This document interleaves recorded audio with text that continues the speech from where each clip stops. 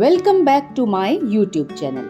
हर सुबह सड़कों पर चलते लोग लोकल ट्रेन में धक्के खाते और मेट्रो में सीट पाने के लिए लड़ते अक्सर दिख जाते हैं। लोग हर सुबह ऑफिस पहुंचने के लिए स्ट्रगल करते हैं और इस सब के बावजूद ऑफिस पहुंचने के बाद एक नई जंग शुरू हो जाती है। हर रोज ऑफिस में घंटों काम करने के बाद ज्यादातर लोग खुद को बेहद थका हुआ महसूस करते हैं। हम में से लगभग हर किसी के साथ ऐसा होता है कि हम एक समय के बाद खुद को मानसिक रूप से थका हुआ और इमोशनली एग्जॉस्टेड फील करने लगते हैं। घंटों बैठकर काम करने का रिजल्ट ये होता है कि ना हम अपनी हेल्थ का ख्याल रख पाते हैं और मेंटल पीस को भी खो देते हैं और इसी दिमागी थकान को बर्नआउट सिंड्रोम कहा जाता है। टेक्निकली ये WHO का कहना है। जी हाँ, दिमागी थकान इतनी खतरनाक हो सकती है कि आप बहुत बीमार हो सकते हैं, मेंटली एंड फिजिकली दोनों तरह से। According to WHO,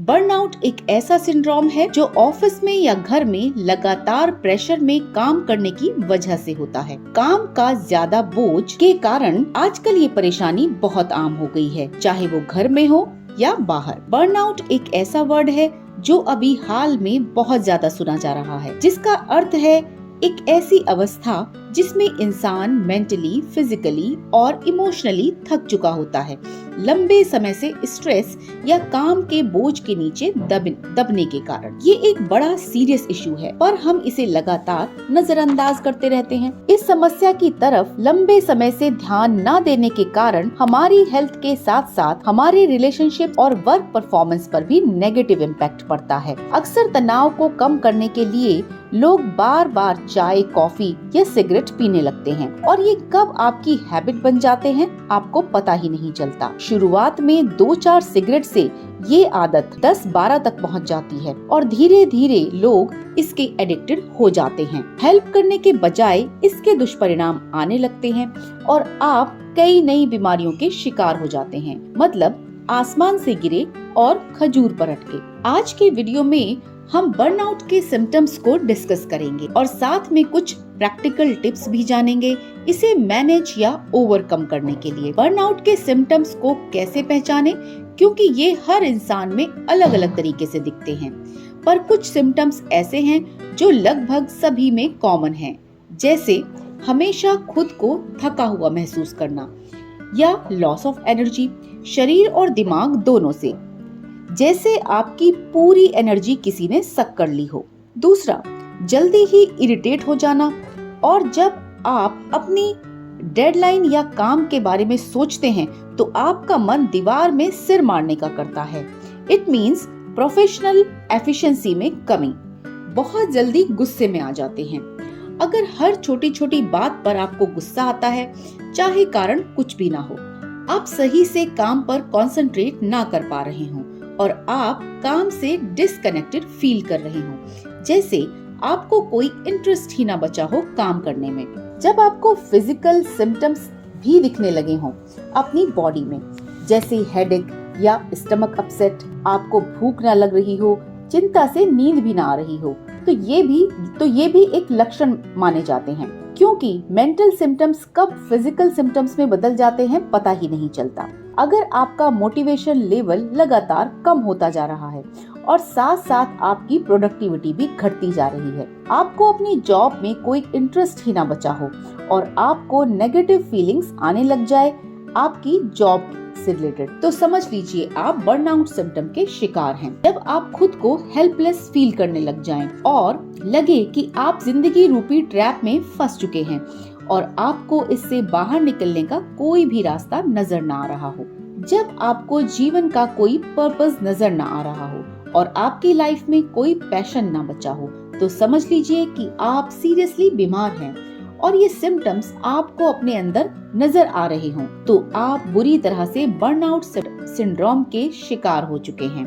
burnout syndrome के क्या कारण हो सकते हैं? बिजी और तनाव से भरा लाइफस्टाइल इसका एक बड़ा कारण है। लगातार एक दूसरे से आगे निकलने का कंपटीशन, जिसकी वजह से वो मेंटली और फिजिकली दबाव महसूस करते हैं।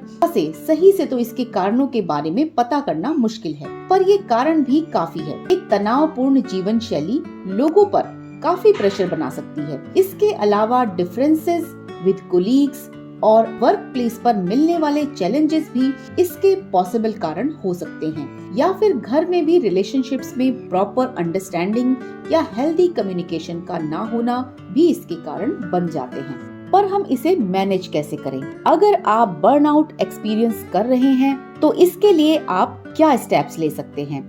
इसके लिए पहले आप प्रॉब्लम के कारण को समझें, जैसे क्या आप ओवरवर्क्ड हैं या फिर आप खुद को अनसपोर्टेड फील कर रहे हैं। एक बार आपने कारण को पहचान लिया तब आप इसके समाधान पर काम कर सकते हैं, जिसके लिए पहला स्टेप है आप अपने काम को कुछ समय के लिए दूसरों को ट्रांसफर कर दें, जैसे आपके दोस्त या subordinate. Means transfer of responsibility. Office में किसी के साथ अपने वर्क से रिलेटेड चिंताओं के बारे में डिस्कस करें। हो सकता है कि आप जिन चीजों को लेकर परेशान हैं, उसे कम करने का कोई न कोई रास्ता निकल जाए।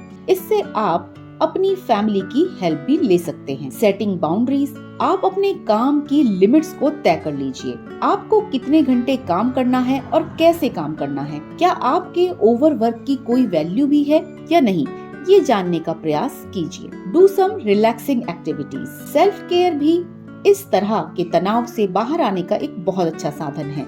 सेल्फ केयर मतलब अपने आप को प्रायोरिटी देना, जैसे exercise, healthy eating, getting enough sleep, yoga और मेडिटेशन। ऐसी एक्टिविटीज में अगर आप खुद को इन्वॉल्व रखेंगे तो बर्नआउट के प्रभाव से बाहर आ सकते हैं। स्विमिंग और एक्सरसाइज जैसी एक्टिविटीज आपको रिफ्रेश करने का काम करती हैं। इसके अलावा अच्छी नींद भी बहुत सारी समस्याओं का समाधान है। अपने काम से, अपनी वर्क लाइफ से कुछ समय निकालकर या अपने वर्कलोड को कम करके आप खुद को रिचार्ज करने में समय दे सकते हैं। प्रॉपर रेस्ट आपको फिर से काम करने के लिए चार्ज कर देता है।